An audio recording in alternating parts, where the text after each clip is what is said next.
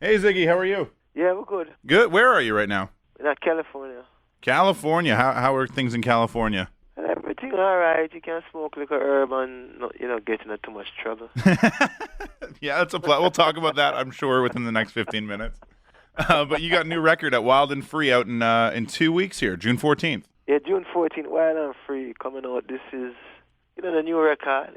We have Woody Harrelson singing with me on that song, Wild and Free. So Yeah. I had fun doing it. How do you get Woody Harrelson to sing? Has he ever sang on a song before on record? I don't know. When Woody came over to my place and I was writing the song at the time, I just said, Woody, you want to sing? I didn't know Woody could sing. Yeah, he could sing. So I was just, hey, let's just jam a little bit. But when he was singing, I was like, yo, it would be nice to get you on the song, singing on the record. I just say, yeah, I'll do that. It's got like a Stevie Wonder feel, that tune, Wild and Free. Yeah, because I love Stevie Wonder. Were you trying to? I don't know. Maybe I channeled him without trying. I didn't think of him, but I was thinking of the mood of the song, what the mood should be. Because I know I played some of the keyboards on that song, and as you said, Stevie Wonder, you're right. It actually, yeah, you're right about that. No, thank you. I'll take that. That actually until you said it. Well, good. I'm glad. Thank you. Yeah. I was reading a quote about from Don Was on the record where he says that you embrace the more traditional and familiar textures and rhythms of reggae. Were you trying to move away from that before, or did that just kind of happen for this record? I think I was, experimenting. Mm-hmm. Trying. Before you kind of know where you're heading, you kind of try different directions and see what you like, see what you don't like. Because if you don't experience it, how are you gonna know? Exactly, I agree. So you have to know, and then when you get to where you think you want to be at the time, then you feel good. Yeah, I've been there, I've done that, and you incorporate some of those other things in it, but to a lesser amount. I mean, the root, the idea was to keep the root strong. And then, I can mess around with the branches a little bit and do whatever I feel on top of that, But I wanted the root to be very strong. What do you think is the best traditional reggae tune on the record? What brings back the oldest vibes? The one that would be the most traditional is the one that is the most basic. What song would that be on the new disc? You know what? Even though it's traditional, it's still not traditional, actually. All right.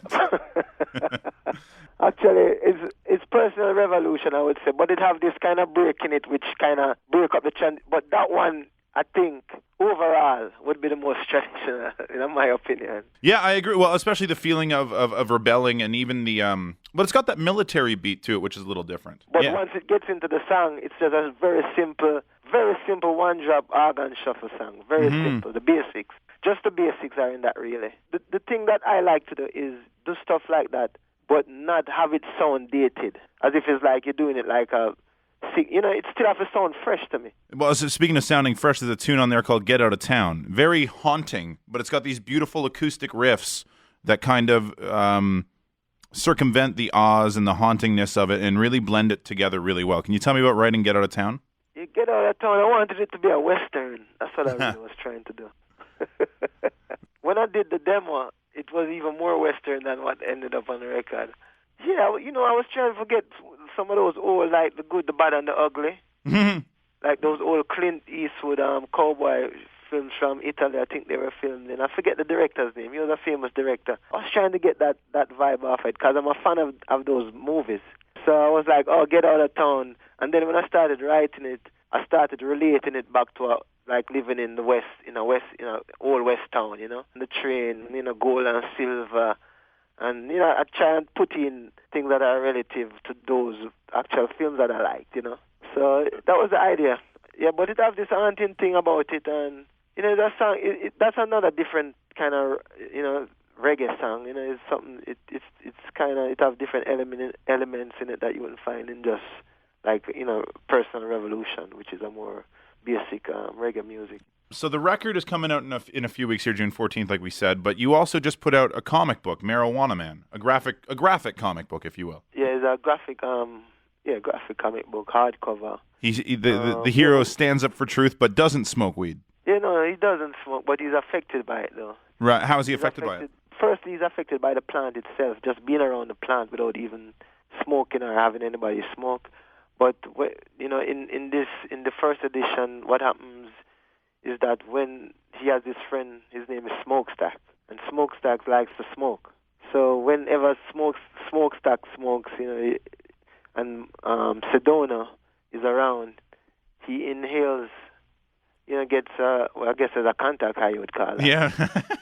And and because of his alien DNA that he has, the level of THC that he gets does something to him, and transform him into this superhero called. He doesn't call himself Marijuanaman, but people call him that because they realize, whenever he's around the plant or he inhales it, there's something that happens to him, So I read you saying something about how hemp can save the planet. What do you mean by that? Well, what I mean by that is that with little by little, we are having a real negative impact on the environment, on the planet. It's like our bodies. It's like the planet is your body or my body. We have to keep our body clean. We have to keep inside clean, outside clean, or else we're going to get sick. We're going to get, ill. And so that's what we're doing to the planet. Now, the hemp plant is no doubt one of the most important plant we have on Earth because of how much things it can be used for us. Because of the low impact, if we do it correctly, the low impact it will have on the environment. Because using hemp with the practical thing, like it will save trees. It will save trees. Now, trees, the human species, at least our life form on Earth, is connected to trees because trees help clean the environment. Trees help give us oxygen. Trees are very important. So, if we can save the trees by using hemp, and this is the simplest explanation, we can get more, intricate or whatever, but this is simple. Saving trees will save the planet, meaning the planet will flourish. We will get rains. We're supposed to get rains and oxygen and all these things. Everything works together. Saving those trees will save the planet. And if we plant hemp, a lot of things we use, a lot of the reason for cutting down trees, we won't need to do that. You know what I'm saying? Yeah. A lot of the products we make from trees, fiber for even paper, fiber for that we write on. Yeah, and ropes and stuff too, I heard. So that's a simple way to put it. But there's numerous uses and reasons why. And the plant, to have such a natural resource and not use it, why would you do that? Why would I have something that could benefit me beyond the negative effects that is put on it? Why wouldn't you? What is why you wouldn't use that? I don't understand. If you know drinking water is good for you, or if you know exercise is good, or if you know something is good for you, why wouldn't you want to aspire to that? Why would you deny that? Why would you deny that? What reason would you? I don't want to eat the fresh fruit because I don't want to feel good. I don't know. I don't know. It's so simple, but yet still. Well, California's close. Yeah, we're close. We want the whole world to be close, though. Because it's not just about smoking. Everybody thinks it's just about smoking. That's the problem. That's what the problem is. Right now, it's just about smoking. And it shouldn't be just about smoking. It should be about everything. The fight to utilize this plant should be about everything about the plant.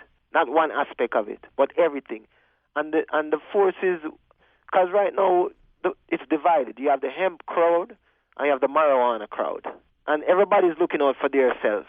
The marijuana guy wants to smoke it, and the hemp guy wants to have industry. And they're not united. It's true. Well, hopefully you can unite them with your music. Yeah, right.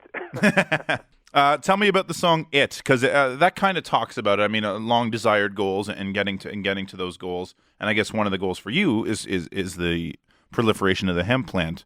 So tell me about the song "It," because it's got beautiful rhythms and the melody, the guitar melody is fantastic. It is about it basically. That's what it's about. It, Cool. A lot of us in the world, a lot of people in the world, we aspire to things. We aspire to it, Was it always music for you? Was it always music for you? Was there any doubt in your mind that you would be a musician for the rest of your life? Yeah, man. Sometimes I doubted it because sometimes I wonder, who's listening, who's hearing. You know what I'm saying? Is it working? Am I being effective? Mm-hmm. Many years ago, I was in anger, because is it effective? Why isn't things changing? Yeah, why haven't things changed? Why aren't things changing? Well, things are changing slowly, very slowly, and it's changing within a certain culture who are already open to the ideas. The cultures that are not open to the idea and are the ones who keep getting the wrong messages from whatever medium they're getting it from. And so the slow growth is like, one person from the mainstream might come into the culture and another person. It's very slow, until we get the mainstream to understand things. Then, it's going to be just a very trickle process. It's just like a drop of water every now and again. So, well, that drop of water might have helped a couple of weeks ago with Jimmy Fallon. They did a week in honor of your father, of course, and you got up there and played Get Up, Stand Up. Do you play his songs often? Oh, yeah, I love playing his songs. Anytime I'm in trouble on the stage, anytime I'm in trouble in the concerts, I just play a Bob Marley song and I'm... and you win everybody over, it's true. Yeah, I can't lose. Hey, all right, you know what? You're not listening. Here, let's play a Bob Marley. We don't have much time left, so I'm wondering if I could get just a memory of your father from you, something you remember. No, man, I mean, my father and me is like brothers, you know what I'm saying? Mm. So, memories of my father, but tell people memories of my father as recent memories because we believe in a world beyond physical. We believe there is. And so because of that belief, I guess our minds are exposed to different things, because you believe it. Faith, belief is a very strong thing. Whether it can be proven scientific or not, I don't know. But we believe in it and we exist in it. So, last time, I would tell you the last memory of my father is him, no words actually, just a sense of endorsement, kind of. A father would have said, good job, Mm-hmm. Yeah, that would be the last memory. We do something on the show called 5 Questions. 5 quick questions, 1-word answers. Yeah. Road or studio? Both. Oh, come on.